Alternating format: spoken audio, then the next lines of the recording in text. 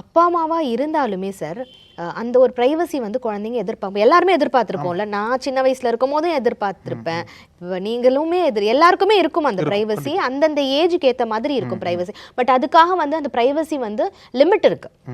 Okay, தெரியாம செய்யறது அதுன்றது வேற, அந்த ப்ரைவசி அப்படின்றது வேற. ஓகே, இதுக்கு டிஃப்ரென்ஷியேட் முதல்ல வந்து பேரண்ட்ஸ் தெரிஞ்சுக்கணும்.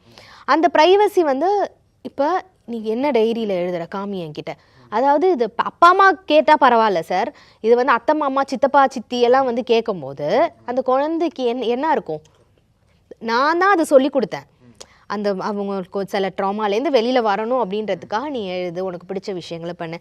அந்த அந்த அந்த பெண் குழந்தைக்கு வந்து ட்ராயிங்னா நல்லா பிடிக்கும், சரிங்களா? ஆனால் அந்த ட்ராயிங்கையும் வந்து நீ இந்த ட்ரா பண்ணக்கூடாது, அதை ட்ரா பண்ணக்கூடாது, இதை செய்யக்கூடாது, அதை செய்யக்கூடாதுன்னா பிடிச்ச விஷயமே பிடிக்காம போகுது. நான் என்ன தான் செய்யணும்? அப்போ என்னை தயவு செஞ்சு எங்கேயாவது கொண்டு போய் ஹாஸ்டலில் சேர்த்துருங்க அப்படின்றாங்க அவங்க. நான் எனக்கு பிடிச்ச மாதிரி நான் என்ன வேணுமோ நான் இருந்துக்கிறேன். இப்போ அதில் யார் மேலே தப்பு சொல்கிறது? வேணா ஒருத்தவங்களுக்கு வந்து அந்த ஸ்ட்ரெஸ்ஸை டிஸ்போஸ் பண்ணுறதுக்கு ஒரு நீட் வேணும். அதை இந்த கேஸில் வந்து பேரண்ட்ஸும் ட்ரஸ்ட் பண்ண முடியலன்ற பட்சத்தில் இதில் யாரை தப்பு சொல்கிறது? எனக்கு பேரண்ட்ஸ் தான் சார் நான் தவறு சொல்வேன். அந்த பவுண்டரிஸ்ன்றதை ட்ரா பண்ணணும். நிறைய அந்த பவுண்டரிஸே மிஸ் ஆகுது. எந்தெந்த இடத்துல பேரண்ட்ஸ் வந்து பவுண்டரிஸை மீறி வர்றாங்க? இப்போ நான் அதெல்லாம் சில குழந்தைகள் சொல்லியிருப்பாங்களோ உங்கள்கிட்ட, நிறைய இடத்துல பவுண்டரிஸ் வந்து பேரண்ட்ஸே மீறுறாங்க. ஆமாம், எந்தெந்த இடத்துல மீறதா சொல்கிறாங்க? இப்போ அதுதான் சார், தாத்தா பாட்டியை எடுத்துப்போம். நமக்கு அப்பா அம்மா, குழந்தைங்களுக்கு தாத்தா பாட்டி, எஸ் க்ளோஸ் ரிலேஷன் தான் அது.